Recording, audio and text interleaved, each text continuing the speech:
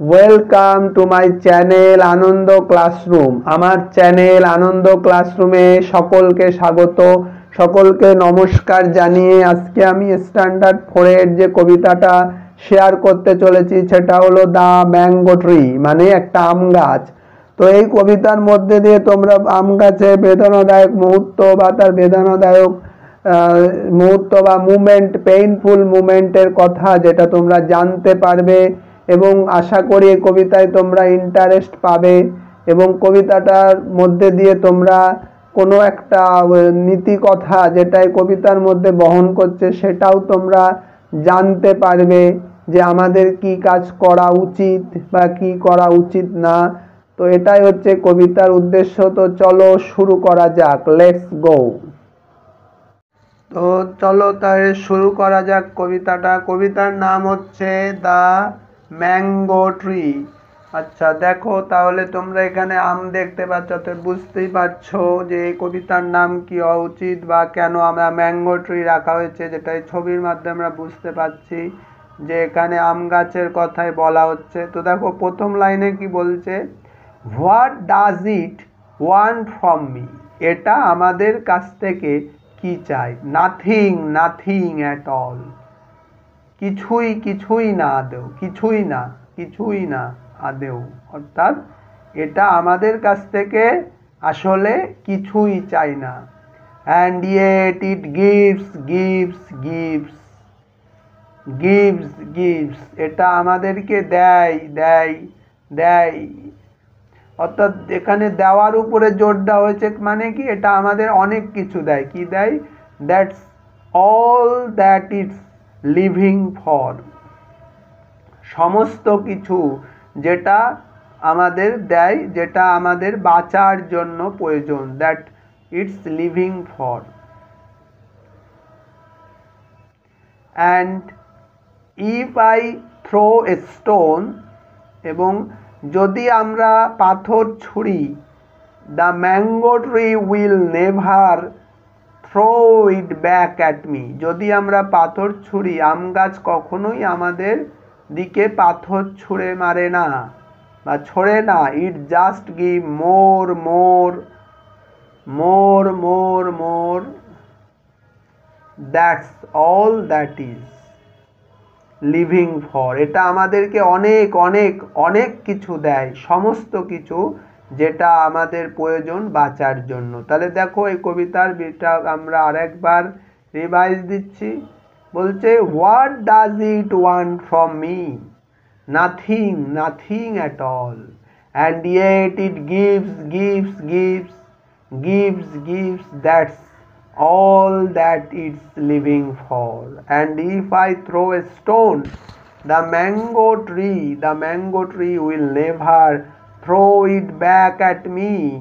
It just gives more more more more more, that's all that it's living for. আচ্ছা দেখো, that's হচ্ছে that is এর সংক্ষিপ্ত রূপ, ইটস হচ্ছে ইট ইজ এর সংক্ষিপ্ত রূপ।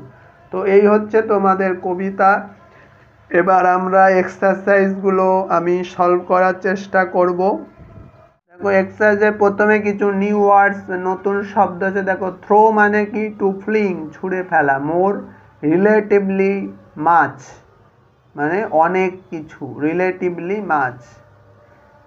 আচ্ছা তারপরে দেখো লিভিং মানে অ্যালাইভ, জীবিত।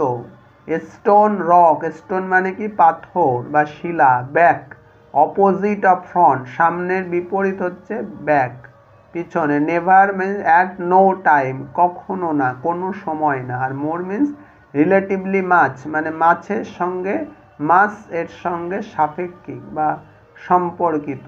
মাছ মোর, যেটা অনেক বেশি অর্থে ব্যবহৃত হয়। এবার দেখো দুই দাগ বলছে অ্যান্সার দ্য ফলোয়িং কোশ্চেন। এক নাম্বার কি বলছে, what does the mango tree do, গাছ কি করে। দেখো অ্যান্সার কি হবে, what does the mango tree do, answer হবে the mango tree provides necessary things for living আজ। আচ্ছা গাছ আমাদের বাঁচার জন্যে অনেক কিছু দেয়, ফর লিভিং আজ, আমাদের বাঁচার জন্য অনেক কিছু প্রদান করে, নেসেসারি থিং, প্রয়োজনীয় জিনিস প্রদান করে। তারপরে বি দাগ দেখো, ডাজ ইট ওয়ান্ট এনিথিং, এটা কি কিছু চাই? অ্যান্সার কি হবে? No, it does not want anything, এটা কিছুই চাই না। তারপরে সি দেখো, what lesson can we learn from the mango tree, mango tree থেকে আমরা কি শিখতে পারি? অ্যান্সার হবে we can learn from the mango tree that it provide us with everything necessary for life, এটা আমাদের প্রদান করে সমস্ত কিছু যেটা আমাদের জীবনের জন্য প্রয়োজন, বা ফর লিভিংও বলতে পারো, বা ফর, দেখো এইখানে লাইফ থেকে লিভিং শব্দটা বেশি বেটার, LIVING, ফর লিভিং বা ফর লাইফ, যেটা আমাদের জীবনের জন্য প্রয়োজন, লাইফও লেখা যায়। So we should not show bad behaviour towards it, তাই আমাদের উচিত নয় এটার প্রতি খারাপ আচরণ দেখানো।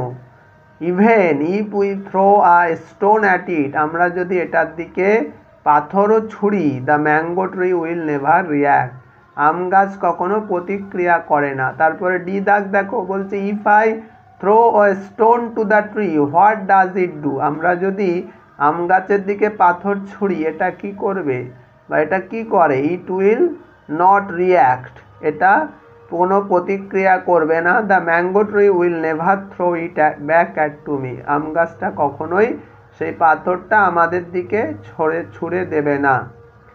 তো এই হচ্ছে তোমাদের এক্সারসাইজ 2।